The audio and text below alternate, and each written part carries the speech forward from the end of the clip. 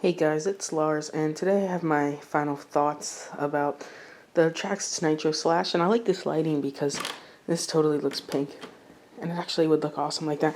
It's actually red. The lighting totally screws it up somehow. But I've had the thing a few weeks now, and I've put about a gallon of fuel through it, so that's, yeah, it's a little, it's not a ton, but so I might just go over certain parts of the car, what I like, what I don't like. So far I've only had to replace one part, and that was just this spur gear here because I didn't have it properly meshed. I guess when I first got it from the factory it wasn't totally properly meshed, and then I busted two of them, technically. One of them was totally my fault, but because I didn't mesh it correctly. But I had ordered two just in case anyway, so that's that. It's only like a $3 gear, and it's very common for spur gears to get grinded. And that thing still looks pink. That's pretty awesome. So first I'm going to talk about the suspension. I think that it's a great suspension setup. If I put it on the floor here, it really is good for jumps and whatnot. So that was pretty high there. It's great setup for suspension, I think. I did add preload to the front, one of the medium-sized clips, and then I added another medium-sized clip to the back. Even though it came with a huge one, I added another to give it some more ride height. But that was just today that I did that. I'm going to talk a little bit about the remote and the receiver. It uses the TQ remote. Now, I actually got very unlucky. So I got this car around Christmas time. And for the new year, they actually made a new model of this. And it's the same car, it just has the TQI radio system, which is, if you're not familiar with it, it's way better. You can dock your phone to it. It uses Bluetooth, and you can add telemetry sensors to it, so you like GPS and speed, and then you can get a live speed right on your phone. So that's pretty cool. I don't like this remote because it doesn't have a throttle trim. It has a steering trim, no throttle trim. All it has is steering trim.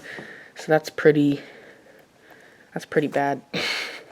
It's really low end, but it's a very comfortable. It's the same shape as the TQI, just without the multifunction knob, and then obviously the docking and Bluetooth whatnot.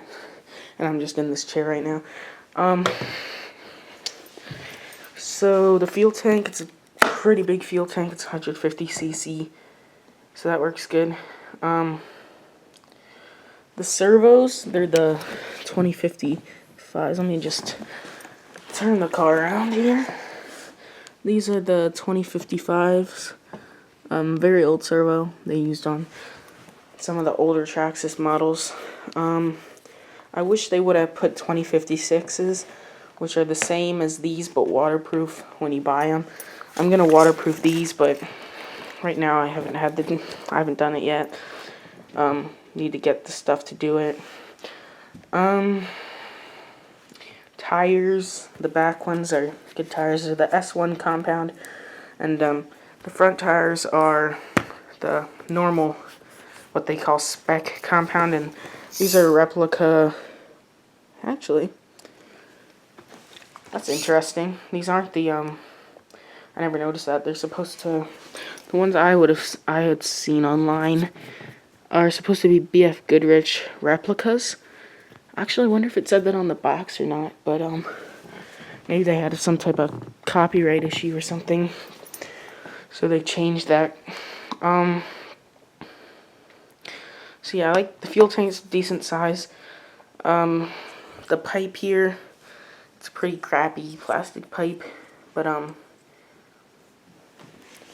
you really, out of the box, ready to run. You don't need anything more than this. This thing's really powerful already. The reason it has the softer tires in the back and the crappy tires in the front is to help with understeer.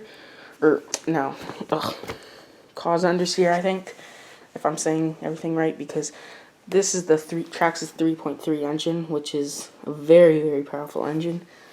And so on a two-wheel drive car, it will cause a lot of wheel spin. You're not going to get very good traction with it. And that's why they have the ones in the front, to cause some understeer to give you better traction. But I do want to upgrade these tires, but all this stuff is expensive. And what I'm noticing now, you can see down here that screw is unscrewed, and on the other side here, I could just spin the chair around. It is screwed in, and that's gonna naturally happen. I need to screw that in because it's, as you can see, I'm able to move this. I honestly didn't notice that, so I'll do that. The easy start system I like, but this is from a bashing perspective, not a racing perspective. It does add this hefty little motor and all these wires and whatnot, but it just makes everything easier.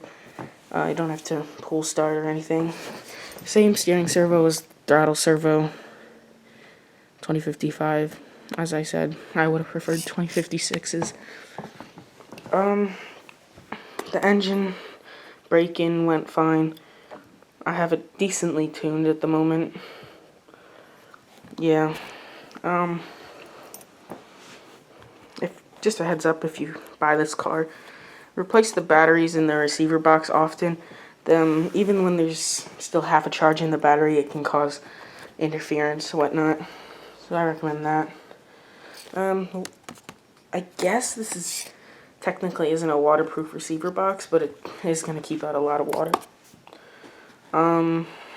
Yeah, front bumper. I don't like the design, but it works. So yeah, it's got metal gear transmission, obviously. It's got a metal pinion. I don't know if this stuff is usually obvious or not. This is my first Nitro. And then I would like to get a metal spur, but I haven't actually seen any yet. So yeah, I like the car. Only things I wish it had, obviously the TQI radio, which it has now, and also the new one does have TSM too.